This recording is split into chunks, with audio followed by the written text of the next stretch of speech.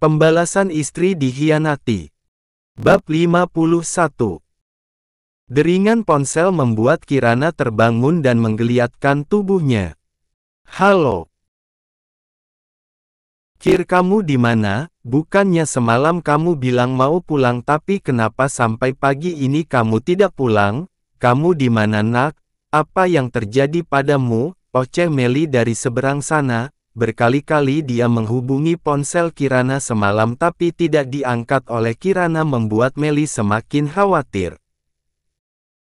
Kirana melirik jam yang ada di dinding pukul 8 pagi tanpa dia sadari saat ini dia sedang berada di mana, bahkan ada sesuatu yang menghimpit perutnya. Iya ma, sebentar lagi aku pulang, jawab Kirana sambil satu tangan memijat keningnya yang masih terasa sakit. Kirana menutup ponselnya lalu ingin segera bangkit, tapi Kirana menyadari ada sesuatu yang menghimpit perutnya. Vino, Kirana begitu terkejut saat dirinya berada satu ranjang dengan Vino. Kirana menyibak selimutnya segera, mulutnya bergetar saat mengetahui dirinya tak mengenakan apapun. Astaga, apa yang terjadi? Air matanya lolos begitu saja, lalu menyingkirkan tangan Vino perlahan, mencoba untuk bangun dari tidurnya, tapi kepalanya masih terasa sangat berat jadi ia mengurungkannya. Kamu sudah bangun? Suara serak Vino mengejutkan Kirana. Sudah tidak panas, syukurlah kamu sudah membaik, ucap Vino, sambil menyentuh kening Kirana. Kirana menatap Vino dengan nanar. Kenapa pria di sampingnya ini bertindak seolah tidak terjadi apa-apa? Dan itu membuat hati Kirana sakit. Apa yang terjadi? Tanya Kirana yang sudah mengeluarkan air matanya. Hah? Apa yang terjadi di antara kita? Kenapa aku bisa di sini dan kita? Kirana tak mampu melanjutkan kata-katanya. Stetete, jangan menangis. Aku tidak melakukan apapun. Aku hanya membantumu semalam, tidak lebih, hanya itu saja. Jelas Vino, lalu memeluk Kirana. Membantu apa? Kamu sudah mengambil hal yang paling berharga dalam diriku. Aku benci kamu, Vin. Benci, teriak Kirana. Kirana tidak mengerti mengapa dia bisa berada dalam satu kamar dengan Vino, padahal setahunya dia sedang minum di sebuah kafe, tapi kenapa bisa berakhir di sini? Ada yang memasukkan obat perangsang di minumanmu. Aku hanya mencoba membantumu, Kir, dengan segera membawamu kemari. Jelas Vino membuat Kirana terdiam. Obat perangsang? Siapa yang setega itu padanya, batin Kirana. Semalam kamu meminta bantuan padaku, Kir, untuk melepaskan pakaianmu. Maaf, aku hanya membantumu mengeluarkannya, tapi kamu jangan salah paham, Kir.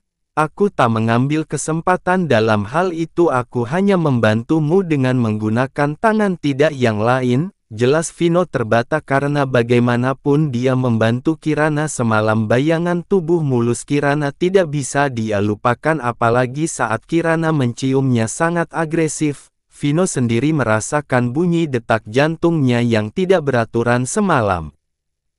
I'm still virgin? Tanya Kirana. Yeah. Tentu saja. Kamu bisa lihat pakaianku masih lengkap, jawab Vino menyibak selimut memperlihatkan tubuhnya yang masih terbalut pakaian lengkap, sedangkan Kirana menarik kuat selimut untuk menutupi tubuhnya, tapi bagaimanapun juga Kirana sangat malu karena dia yang meminta Vino untuk membuka pakaiannya dan Vino bisa melihat jelas lekuk tubuh Kirana. Kir, jangan malu, ujar Vino saat Kirana tertunduk. Diangkatnya dagu Kirana dan ditatapnya wajah perempuan yang membuatnya menggila ini. Kir, aku mencintaimu. Maukah kau menikah denganku? Tanya Vino membuat Kirana terdiam. Vino benar-benar lelaki bertanggung jawab. Kamu yakin? Tanya Kirana. Ya, Sangat yakin. Kirana menganggukkan kepala pelan, dia merasa malu saat ini tapi hatinya tidak bisa dibohongi lagi karena dia juga mencintai Vino dan merasa nyaman saat bersama Vino. Vino memeluk Kirana dan mencium puncak kepala perempuan cantik ini. Cepat mandi, kita akan cari tahu siapa orang yang sudah memberikanmu obat perangsang. Kirana memeluk tubuh Vino erat. Tidak perlu, jawab Kirana. Kenapa? Tanya Vino heran. Untuk apa? Bukannya karena dia kita bisa tidur bersama dan kamu melamarku. Bukan begitu sayang, aku hanya ingin tahu siapa pelayanan kafe yang bisa disuap. Bagus ini terjadi padaku jika tadinya orang itu berhasil menidurimu, aku tidak akan bisa memaafkan diriku seumur hidup. Jelas Vino membuat Kirana bergedik ngeri membayangkan dirinya diperkosa. Ayo mandi sebelum aku lepas kendali menerkammu, goda Vino sambil menggigit pipi Kirana. Gemas membuat Kirana mencubit pinggang Vino pelan. Au! Jangan memancingku sayang. Kirana segera menarik selimutnya dan bangkit berlari ke kamar mandi. Vino dan Kirana memperhatikan CCTV di ruangannya yang memperlihatkan Dion sedang memberikan satu plastik pada salah satu karyawan membuat Vino geram mengepalkan tangannya. Sudah kuduga pasti dia pelakunya, tapi yang ingin aku luruskan siapa pegawai yang berani disuap oleh Dio, ucap Vino. Kirana mengerutkan keningnya membuat Vino heran. Kenapa? Harusnya aku yang bertanya kenapa kamu bisa masuk ke ruangan ini dan kenapa kamu bisa dengan seenaknya di kafe ini? Tanya Kirana. Apa kamu tidak tahu kalau kafe ini milikku? Tanya Vino balik dan dijawab dengan gelengan kepala oleh Kirana. Sayang, ini kafeku yang pertama sebelum aku buka di Jakarta karena Bunda ingin aku berhasil di bidang kuliner, jelas Vino. Kamu dan Nur hampir sama. Aku sengaja membuka kafe di Jakarta untuk Nur. Lalu mau kamu apakan pegawaimu itu? Pecat, seorang pengkhianat tidak cocok bekerja sama denganku, jawab Vino tegas. Vino dan Kirana memiliki satu kesamaan untuk urusan bisnis, dia tak ingin mengambil resiko lebih lanjut. Kalau soal maaf pasti dia maafkan tapi tidak untuk bersatu kembali. Apa? Menikah? Jangan gila Kir, kamu baru putus dari Dion lalu memutuskan untuk menikah, apa ini pelampiasan? Ujar Meli bingung melihat anak perempuannya ini minta menikah karena baru kemarin Kirana bercerita putus dan sekarang ingin menikah. Memang usia Kirana sudah pas untuk menikah tapi bukan dengan cara tergesa-gesa begini. Ma, aku sudah cukup dewasa sekarang Ma, izinkan aku untuk menikah, pinta Kirana. Mama pusing dengan kalian, yang satu mau nikah dengan saudara dan satu lagi menikah mendadak tanpa tahu siapa lelakinya. Pelajari dulu Kir Bebeit, bibit, bobotnya baru menyimpulkan untuk menikah. Jangan aneh-aneh deh, oceh Meli. Ma, dengarkan dulu ceritaku. Tiba-tiba Rendra masuk ke dalam rumah dengan wajah lesu, tubuhnya terlihat sangat lelah. Ma, Abang ingin bicara, ujar Rendra. Nanti Mama pusing, ini belum selesai yang ini datang. Mama benar-benar tidak mengerti dengan kalian, kok bisa minta nikah barengan, meskipun kalian kembar untuk menikah tidak harus bersama. Pusing kepala Mama, kita bicarakan ini setelah Papa pulang nanti, cerocos Meli yang tak habis pikir dengan si kembarnya ini. Si kembar yang benar-benar sudah dewasa yang akan meninggalkan dia dan suaminya di hari tua. Bagas memeluk tubuh Meli dari belakang saat istrinya ini tengah berdiri di atas balkon kamar sambil memandangi taman yang ada di seberang rumah mereka. Pemandangan di depan rumah Bagas cukup indah. Kenapa sayang, sepertinya kamu tengah bersedih? Tanya Bagas. Rendra dan Kirana sudah dewasa Pak, tidak terasa kita semakin menua, ujar Meli menatap wajah sang suami yang terlihat manja bergantung di pundaknya. Itu sudah hukum alam sayang, jalani saja dengan bahagia. Memang ini mauku menua bersamamu, tapi aku juga belum ikhlas jika melepaskan mereka Pak. Aku belum bisa berpisah dari mereka, jelas Meli menitikkan air mata membuat Bagas mengangkat kepalanya dan berdiri di hadapan Meli. Ma.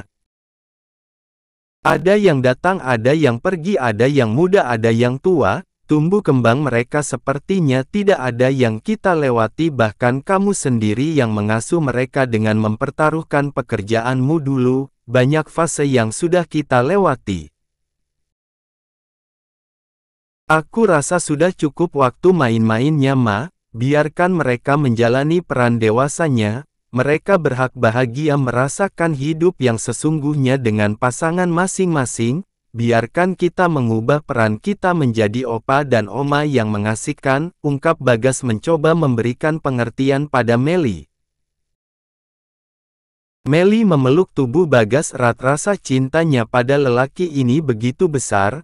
Meli bukan siapa-siapa tanpa Bagas, Meli tidak berarti apa-apa tanpa Bagas. Banyak peran yang dimainkan lelaki berparas tampan ini meskipun usianya sudah setengah abad. Sial. Sial, pekik Dion kesal karena dia sampai kecolongan, bisa-bisanya Kirana hilang dari pantauannya setelah dia memberikan obat bius. Siapa lelaki yang menyelamatkan Kirana malam itu? Kenapa harus ada orang lain, bodoh? Gumam Dion. Aku harus menjebak Kirana lagi, jangan sampai ada lelaki lain yang menikmati tubuhnya karena hanya aku yang boleh memiliki Kirana, hanya aku yang berhak atas diri Kirana, lanjut Dion tersenyum licik. Vino datang ke rumah Kirana malam ini, dia ingin bicara pada Meli dan Bagas untuk meminta Kirana sebagai istrinya. Kalian, ujar Meli tak bisa meneruskan ucapannya, dia tak habis pikir anak kembarnya bisa jatuh cinta pada dua anak April dan Alvan, apa yang terjadi pada anaknya ini? Ma, Vino bukan anak Papa Alvan dan kami bisa menikah Ma, ujar Vino pada Meli. Tapi kalian sudah seperti saudara, bantah Meli. Tapi kami saling cinta Ma, jawab Vino meyakinkan Meli dan menatap Kirana penuh cinta. Apa kalian yakin? Tanya Meli serius menatap Vino dan Kirana bergantian dan dijawab anggukan oleh mereka serentak membuat Meli yakin jika Kirana putrinya benar-benar sudah melupakan Dion. Lalu bagaimana dengan abangmu, apa dia mengizinkan kamu untuk melangkahinya? Tanya Meli menatap Rendra yang terdiam sendiri di ujung sofa, dia tak mau ikut campur urusan percintaan Kirana karena dirinya sendiri saja belum tahu jalan penyelesaian percintaannya, asalkan Kirana bahagia dia akan ikut bahagia. Bang! Panggil Kirana tapi tak dijawab oleh Rendra. Abang! Ya! Sahut Rendra tersentak kaget. Bagaimana jika Kirana menikah duluan? Tanya Meli. Boleh, jawab Rendra tanpa semangat. Meli tersenyum kecil melihat Rendra yang memang tak bersemangat. Bagaimana kalau pernikahan kalian serentak saja? Sepertinya menarik, iya kan Pak? Goda Meli. Ma. Tolong jangan memaksaku begini Ma. Mama tuh sendiri kan aku mencintai siapa, aku tidak masalah jika Kirana melangkahiku meskipun sedikit kesal karena malah Vino yang menjadi iparku, ujar Rendra melirik Vino yang sedang tersenyum manis menatap Kirana. Jika pernikahannya bersama Nur apa kamu juga tidak setuju? Tanya Bagas membuat Rendra terkejut. Papa jangan bercanda. Jawab Rendra cepat. Bagaimana Ma jika kita sandingkan mereka Kirana dan Vino, Rendra dan Nur apakah serasi, ucap Bagas melirik Meli sambil tersenyum kecil. Serasi sangat serasi, jawab Rendra membuat semua terkekeh geli karena Rendra sangat bersemangat. Jika memang dirasa serasi besok malam kita melamar Nur. Papa tidak bercanda kan? Kalian setuju? Tanya Rendra mendekat pada Bagas. Bukannya kamu mencintai Nur? Jika tidak kita batalkan saja. Jangan-jangan, jangan Pak. Kalau perlu sekarang juga tidak masalah kita ke rumah Nur, ajak Rendra menarik tangan papanya tapi keburu dirahan Meli. Kamu kira melamar anak perawan semudah meminta anak kucing apa? Semua harus ada perundingan dan persiapan bang, jangan gegabah nanti malah ditolak, ancam Meli membuat Rendra cemberut. Lalu aku harus bagaimana Mak? Yakinkan Nur selebihnya urusan mama, jawab Meli membuat Rendra kegirangan dan mencium pipi mamanya ini berkali-kali. You are the best mom. Kalau ada maunya saja muji kalau nggak malah kabur, cebik Meli membuat Rendra malu. Tidak. Aku tidak setuju Om, apa kata orang nanti jika mereka menikah? Bantah Alvan pada Bagas saat Bagas meminta Nur untuk menjadi pasangan Rendra anaknya. Apa Om tidak berpikir kalau kita keluarga Om? Aku memang menyayangi Rendra sebagai adikku, tapi untuk menikahkan mereka aku belum bisa Om. Nur tidak pantas menikah dengan omnya sendiri, lanjut Alvan. Sebenarnya harus Om luruskan di sini karena hanya Om sendiri saat ini yang mengetahui ceritanya setelah papa kalian meninggal, ujar Bagas menghela nafas panjang membuat Alvan bingung ada cerita apa di balik kematian papanya. Om dan papa kalian bukan kakak adik kandung, kami tak punya ikatan darah. Mas Heru diambil di panti asuhan dulu saat keluarga Om menginginkan anak hingga usia kami terpaut jauh, jelas Bagas membuat Alvan terkejut, dia tak percaya jika Bagas dan papanya bukan kakak adik.